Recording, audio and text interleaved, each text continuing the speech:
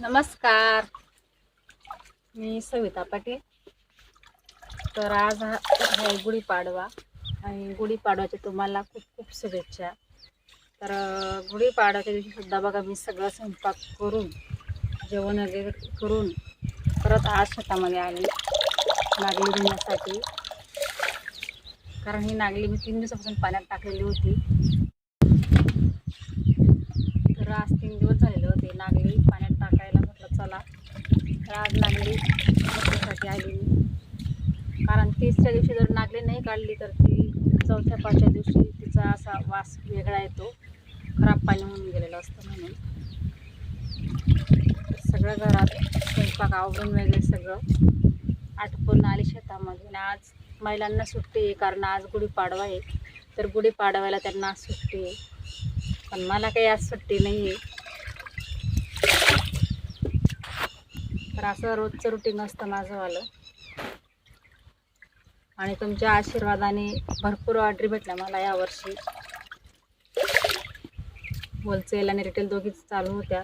पण आता मी ज्या पुढच्या ऑर्डरी आहेत ते घेत नाही आहे. त्याचं कारण असं की ज्या मागच्याच ऑर्डरी भरपूर आहेत माझ्याकडे पेंडिंग, त्याच्यामुळे मी आता नवीन ऑर्डर घेणं बंद केलेलं आहे. तुमच्यामुळे हे सगळं शक्य झालं. तर असंच पुढेसुद्धा तुम्ही अशीच मला साथ द्या.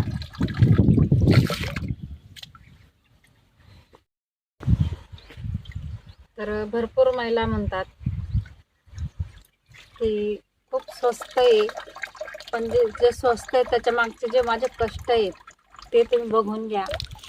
कारण महिलांना तर सांगायचं गरजसुद्धा नको पाहिजे. कारण घरच्या घरी जरी महिला बनवतात 2 किलो 4 किलो तरी संध्याकाळपर्यंत त्यांना थकवा येतो. तर माझं 8 महिने ही सीझन राहतं माझं. मी 8 महिन्यापर्यंत असं कामात चालू राहतं. आणि माझ्याकडे जे पापड वगैरे आहेत तर ते प्युअर नागलीचे आहेत, मिक्सवाले नाही आहेत.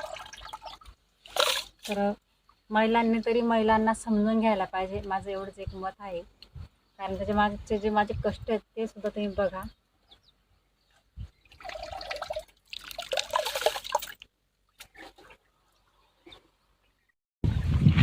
तर पापड बनवणं काही सोपं नाही आहे. कारण आता बघा ही नागली मी पाण्यात 3 दिवस ठेवलेली होती आणि 3ऱ्या दिवशी परत मला 2 ते 3 पाण्यात धुतलेली आहे. म्हणजे मला कमीत कमी इथं 2 तास लागलेले, नागली धुवायलाच 2 तास लागलेले आहेत. परत तिला आम्ही सुकवून परत तिला दळायचं, परत साडीने कापडने गाळायची. म्हणजे त्याच्या मागची जी मेहनत आहे तर त्या मेहनतीचे माझे पैसे आहेत ते लावलेले. जर तुम्हाला चांगल्या क्वालिटीचं जर खायचं असेल तर क्वालिटीसाठी आपल्याला पैसे मोजावे लागते. आपण छोटा पिझ्झा जरी मागवतो तरी पिझ्झा खूप महाग आहे फक्त. तर तसं हे पिझ्झा आपला एका दिवसात संपून जातो, पण हा आपल्याला वर्षभरा पापड टिकतो. त्याची तेवढी काळजी घेतलेली असते. त्याच्या मागचा हा खर्च मी लावलेला असतो सगळा. तर बघा मी परत 3 पाणी ही नागली धुवून घेतलेली आहे.